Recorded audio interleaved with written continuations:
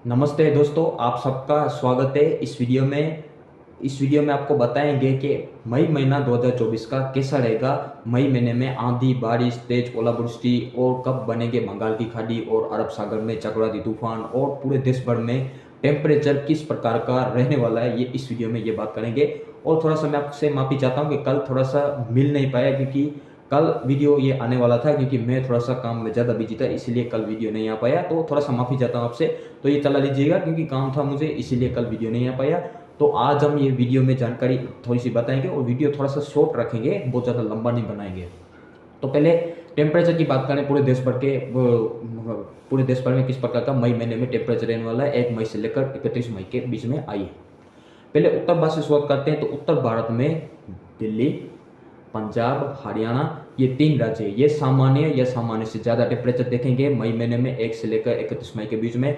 और जम्मू से लेकर उत्तराखंड के बीच में सामान्य से कम टेम्परेचर रह सकते हैं, यानी कि जो है टेम्परेचर हम कह सकते हैं कि जो सामान्य से कम टेम्परेचर रिकॉर्ड किया जा सकते हैं जम्मू कश्मीर, गिलगित-बाल्टिस्तान, उत्तर प्रदेश, लद्दाख, हिमाचल और उत्तराखंड के भागों में। और दिल्ली, पंजाब, हरियाणा, ये सारे इलाके ऐसे रहेंगे।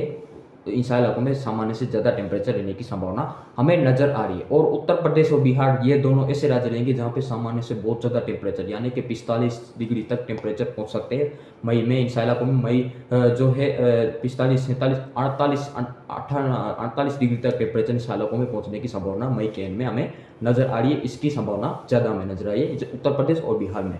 झारखंड, गंगे, पश्चिम बंगाल, ओडिशा, छत्तीसगढ़, इन सारे इलाकों में सामान्य से ज़्यादा टेम्परेचर रहेगी। 45 से भी ज़्यादा टेम्परेचर, 45 डिग्री से भी ज़्यादा टेम्परेचर यहाँ पे सेल्सियस इन सारे इलाकों में रिकॉर्ड किए जा सकते हैं।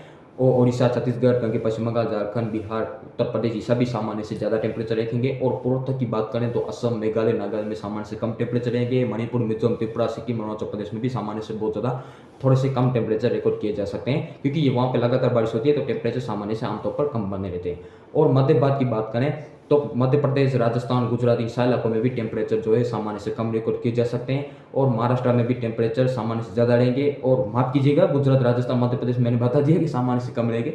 सामान्य से बहुत ज़्यादा टेम्परेचर रिकॉर्ड किए जा सकते हैं मध्य प्रदेश, राजस्थान, गुजरात में। महाराष्ट्र में भी सामान्य से ज़्यादा टेम्परेचर रहेंगे। मई के एंड में इन सारे इलाकों में भी 27-48 डिग्री तक टेम्परेचर इन सारे इलाकों में पहुंचने की संभावना है, जो बहुत ज़्यादा गर्मी होती है उस टेम्परेचर में। यानी कि दोस्तों, आग वो बिल्कुल आसमान से आग के गोले बरसने लगेंगे। मई के एंड में बहुत ज़्यादा भीषण लू का चलने की संभावना प्रबल संभव नजर आ रही है राजस्थान, गुजरात, मध्य प्रदेश और महाराष्ट्र में। और साउथ भारत में भी टेम्परेचर सामान्य या सामान्य से कुछ ज़्यादा रहेंगे। कोस्टल कर्नाटका, केरला, तमिलनाडु, आंध्र प्रदेश में सामान्य से ज़्यादा टेम्परेचर रहेंगे। और तेलंगाना और जो रायलसीमा इलाकों में भी सामान्य या सामान्य से ज़्यादा टेम्परेचर रिकॉर्ड किए जा सकते हैं। तो ये रहा 1 मई से लेकर 31 मई के बीच में पूरे देश भर में इस प्रकार का टेम्परेचर रहेगा।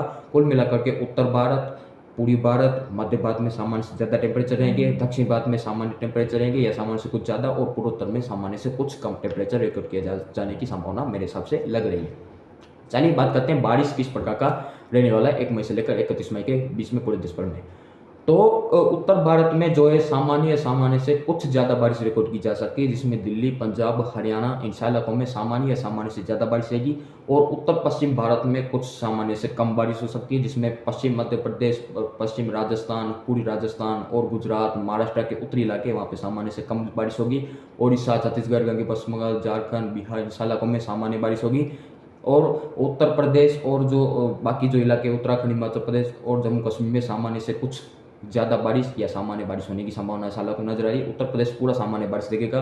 पूर्वोत्तर में सामान्य से बहुत ज़्यादा यानी कि तगड़ी रेनफॉल एक्टिविटी हो सकती है। असम, मेघालय, नागालैंड, मणिपुर, मिजोरम, त्रिपुरा, सिक्किम, हिमाचल प्रदेश में सामान्य से बहुत ज़्यादा बारिश होगी 1 मई से लेकर 31 मई के बीच में। और दक्षिण भारत में जो मुंबई से लेकर केरल तक सामान्य से ज़्यादा बारिश होने की संभावना है। तमिलनाडु, आंध्र प्रदेश सामान्य बारिश देखेंगे या सामान्य से ज़्यादा, इंशाल्लाह सामान्य तो नहीं, सामान्य से बहुत ज़्यादा बारिश होगी तमिलनाडु, आंध्र प्रदेश में, क्योंकि इस समय चक्रवात बढ़नेगा और यहाँ पे कुछ आएगा, तो यहाँ पे बहुत ज़्यादा सामान्य से बारिश होगी ज़्यादा। रायलसीमा, तेलंगाना में सामान्य से बहुत ज़्यादा बारिश होगी। और उत्तर भारत सामान्य या सामान्य से कुछ ज़्यादा बारिश देखेगा, लेकिन उत्तर पश्चिम भारत है वो सामान्य से कम बारिश देखने की संभावना है। और पहाड़ों पर सामान्य या सामान्य बारिश होने की संभावना नजर आ रही है। कुछ सामान्य से ज़्यादा हो सकती है पहाड़ों पर, जम्मू कश्मीर, गिलगित बाल्टिस्तान, मुजफ्फरपुर, लद्दाख में सामान्य या सामान्य से कुछ ज़्यादा बारिश होगी। तो ये रहा पूरे भारत का पूरे महीने का पता है किस तरह पूरे भारत में बारिश होगी। कुल मिलाकर के दक्षिण भारत, पूर्वोत्तर में सामान्य से बहुत ज़्यादा बारिश होगी। पूर्वी भारत और उत्तर भारत में सामान्य बारिश होने की संभावना है, और उत्तर पश्चिम भारत है वो कुछ रिस्क दिखेगा। मई महीने में सामान्य से कुछ कम बारिश होने की संभावना हमें नजर आ रही है, लेकिन 20 मई के बाद कुछ सुधार होने की संभावना उत्तर पश्चिम भारत में भी हमें नजर आ रही है, क्योंकि उस समय प्री मानसून गतिविधियां इसके चरण पर होगी। तो हो सकता है कि 20 मई के बाद उत्तर पश्चिम भारत में भी बारिश है वो प्री मानसून गतिविधियां अच्छी हो जाए। तो आमतौर पर अप्रैल और मई में प्री मानसून गतिविधियां ज्यादा होती है, और बिजली गरज चमक भी तेज होती है, तेज ओलावृष्टि बारिश सब तेज होने की संभावना रहती है, जो अप्रैल के और मई की शुरुआत में बहुत ज्यादा होता है ऐसा। तो इस प्रकार का बारिश और टेम्परेचर रहेगा। अब हम बात करते हैं कि बंगाल की खाड़ी और अरब सागर में कब बनेंगे चक्रवाती तूफान। आइए दोस्तों, पहले बात कर लेते हैं बंगाल की खाड़ी की। तो बंगाल की खाड़ी में अभी के मुताबिक जो संकेत मिल रहे हैं सभी मॉडलों का, अगर मिले जुला लेखा जोखा करें हम और उसका प्रिडिक्शन देखें तो इसका जीएफएस हो, चाहे वो डब्ल्यूएच मॉडल हो, चाहे वो दूसरा मॉडल हो, सब मॉडल अब एक इसके आ रहे हैं और बता रहे हैं कि बंगाल की खाड़ी में 12 तारीख को जरूर से एक वेदर सिस्टम डेवलपमेंट होगा।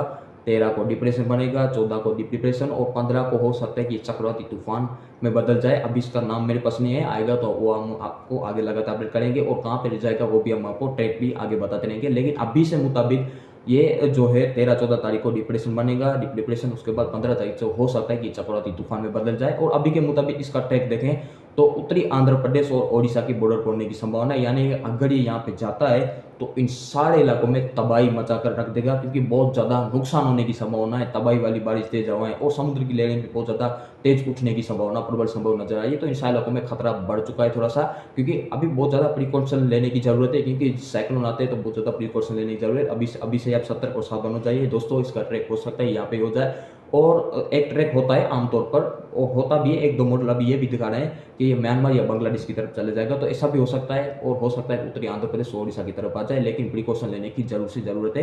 तो 12 मई को एक लो प्रेशर एरिया अंडमान सी में जो है डेवलपमेंट यानी कि बनेगा। उसके बाद 13-14 तारीख को ये डीप डिप्रेशन बन सकता है, 15 को ये चक्रवाती तूफान बदल सकता है। अभी के मुताबिक उत्तरी आंध्र प्रदेश और विजयवाड़ा और नेल्लोर और मछलीपट्टनम और हो सकता है ओडिशा की बॉर्डर पर बन जाए, यानी कि इन इलाकों में खतरा बढ़ चुका है थोड़ा सा। तो सावधान रहने की जरूरत है, आप सावधान रहिए, सतर्क रहिए। हम आपको आगे लगातार अपडेट करेंगे किस तरह का बंगाली खाड़ी में आगे बढ़ेगा साइक्लोन, किस तरह का इसका ट्रैक जब फाइनल होगा तो भी हम आपको आगे लगातार अपडेट करते रहेंगे।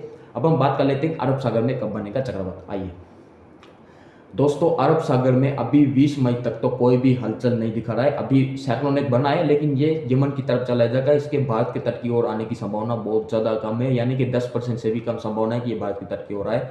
लेकिन 20 मई को एक लो प्रेशर एरिया लक्षद्वीप से दक्षिण में बनेगा, जो उत्तर पश्चिम दिशा में आगे बढ़ेगा, और हो सकता है कि ये 21-22 तारीख को ये डीप डिप्रेशन बने, और 30-24 तारीख को ये चक्रवाती तूफान बन सकता है ये। और हो सकता है कि इसका ट्रैक अभी थे तो ये दिखा रहे हैं कि ये ओमान और यमन की बॉर्डर पर जाएगा। अभी भारत की ओर आने की संभावना 10 से लेकर 20% ही लग रही है। अगर ऐसा होता है तो हम आपको आगे लगातार अपडेट करते रहेंगे। लेकिन इस साइक्लोन आने की संभावना ये 20 मई के बाद बनेगा, इसकी तो संभावना कम है। लेकिन जून के दूसरे सप्ताह या पहले सप्ताह में दूसरा साइक्लोन बनेगा, वो इससे भी स्ट्रॉन्ग होगा, यानी कि सुपर साइक्लोन बनने की संभावना उसकी अभी से नजर आ रही है। तो वो तो आगे देखते रहते हैं, अभी से नहीं कह सकते हैं कि सब बनेगा क्या इसका ट्रैक रहेगा, लेकिन वो गुजरात की माफ कीजिएगा इंडिया की ओर आने की संभावना ज़्यादा रहेगी उसकी। और हो सकता है कि इसमें जो है खतरा जो गुजरात महाराष्ट्र के कुछ इलाके इन इलाकों में रहता है, तो आमतौर पर उसकी संभावना आने की है, लेकिन इसकी आने की संभावना कम है। 10 से लेकर 20% ही अब मानिए कि ये भारत की तट की ओर आएगा, लेकिन ज़्यादातर मॉडल अभी ओमान की तरफ दिखा है। अगर इसके ट्रैक में कोई भी चेंज या बदलाव होगा तो भी हम आपको आगे लगातार अपडेट करते रहेंगे। ये भारत की ओर आता है, और बंगाल की खाड़ी, अरब सागर, दोनों साइक्लोन का हम आपको लगातार अपडेट करते रहेंगे। कुल मिलाकर के लेखा जोखा देखें तो बंगाल की खाड़ी में 12 मई के बाद एक हलचल बढ़ेगी, और अरब सागर में 20 मई के बाद एक चक्रवात बनने की संभावना, प्रबल संभावना जाएगी। और अभी के मुताबिक ओमान की ओर जाने की संभावना ज़्यादा है, वो तो हम आपको देख रहे हैं। ओमान और यमन की बॉर्डर पर अभी के मुताबिक टकरा सकता है 24-25 तारीख को। ऐसा हो सकता है कि ओमान की बॉर्डर पर टकरा जाए, लेकिन इसके ट्रैक में कोई भी चेंज या बदलाव होगा तो हम आपको लगातार अपडेट करते रहेंगे। और बंगाल की खाड़ी में भी अगर ट्रैक में चेंज होता है तो भी हम आपको आगे लगातार अपडेट करते रहेंगे। लेकिन अभी से अगर देखें तो बंगाल की खाड़ी में जो चक्रवात बनेगा उसका ज़्यादा खतरा उत्तरी आंध्र प्रदेश और ओडिशा के बॉर्डर पर है, और अरब सागर में अभी वेदर सिस्टम बनेगा वो ओमान की बॉर्डर और यमन के बॉर्डर पर ज़्यादा खतरा हमें नजर आ रही है। लेकिन जून के जो पहले सप्ताह में चक्रवात बनेगा वो स्ट्रॉन्ग होगा, और सुपर साइक्लोन बनने की संभावना अभी से दिख रही है, यानी कि इससे ज़्यादा ताकतवर होगा। तो सुपर साइक्लोन के, हालांकि सुपर साइक्लोन से ऊपर कोई कैटेगरी साइक्लोन की होती नहीं है, लेकिन वो बनेगा, वो जरूर के भारत के तट की ओर आने की संभावना रहेगी। लेकिन इसके भी कोई भी चेंज होगा, और अगर लगता है कि ये भारत की ओर आएगा तो भी हम आपको आगे लगातार अपडेट करते रहेंगे। तो तो ये रहा मई का पूर्वानुमान। और ओलावृष्टि की बात करें तो ओलावृष्टि भी उत्तर भारत और पूर्वी भारत में ज़्यादा होगी। मध्य भारत में और उत्तर पश्चिम भारत में आमतौर पर ओलावृष्टि कम होती है और दक्षिण भारत में भी कम होती है। पूर्वोत्तर में कुछ ओलावृष्टि हो सकती है, लेकिन दक्षिण भारत और मध्य उत्तर पश्चिम भारत में आमतौर पर ओलावृष्टि कम होती है, लेकिन उत्तर भारत और पूर्वी भारत में ज़्यादा होती है। तो वहाँ पे बारिश के साथ मई महीने में ओलावृष्टि भी ज़्यादा होगी और बिजली गरज चमक सभी इलाकों में तेज होने की संभावना है। फिलहाल तक इस वीडियो में इतना ही। जो भी होगा हम आपको आगे लगातार अपडेट करते रहेंगे। ये रहा 1 मई से लेकर 31 मई के बीच में पूरा पूर्वानुमान, बारिश, आंधी, तेज तूफान और चक्रवात के बारे में भी आपको बताने की कोशिश की। फिर मिलते हैं कल के वीडियो में। धन्यवाद।